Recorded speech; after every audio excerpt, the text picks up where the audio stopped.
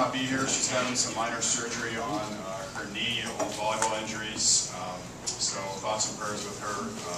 When she recovers this afternoon, she should be back. Knowing her, she'll be back very quickly. Great weekend again for UNI Volleyball.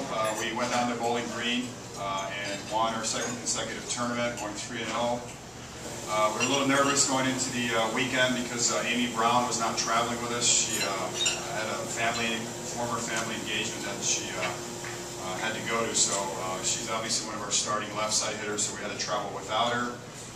Fortunately, our other players picked up the slack. We also had Kaylee Carson and Megan Lehman come off the bench and did a really nice job all weekend. Both of them put up some career numbers, so we did pick up the slack with our other players. We opened up Friday with Robert Morris. I thought it was probably one of our weakest starts for whatever reason, the travel, etc., because it is our third weekend of traveling. We started a bit slow, but we did finish strong, not only against that match, but the tournament in general. So we ended up beating them Friday evening 3-1. Then we played host Bowling Green at lunchtime on Saturday. And we played back-to-back. We beat Bowling Green in a 3-0 sweep.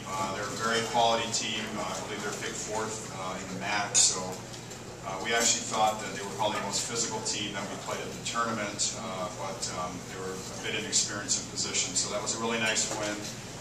Then we finished with Wisconsin Green Bay, who was a very good defensive, scrappy team. They ended up sweeping Bowling Green in an earlier match. Just great defense, kept the ball up, and I thought that was a really good challenge for us to be able to handle a team like that, because they weren't overpowering, but they did run good transition offense, and they did keep that ball alive with their defense. Great weekend, like I said, going 3-0. Shannon Ashoff was named MVP of the tournament. She put up some great numbers on the weekend. It was really nice for her to kind of come around. We shifted her from the right side to the left side position, kind of filled the Amy void, and then we brought Kaylee and Megan off the bench to play right side. So she did a really nice job of leading us, handling the pressures that we faced on the weekend. Bree Payton continues to do a good job. She was also in the all-conference, well, not the all-conference, but the all-tournament team. She continues to be an offensive presence, which we will need through this season. So congratulations to those two players. This upcoming weekend, we do have conference play opening. Unfortunately, it is on the road again, so bear with us. We will be home soon. But our players have just done an exceptional job of, like I mentioned last week, being road warriors and just doing a great job of handling the road pressures. We open up with Drake Friday evening. Drake, I think, is 8-3 right now. They are on a roll. Their second-year coach, Phil McDaniel, has done a great job of making that transition. Having them believe that they can win now. They run a very fast offense, very similar to Middle Tennessee State, so they will be very challenging. It's not the Drake of old. I mean, I think they're probably one of the top 4 or 5 teams that will be playing thus far in the season.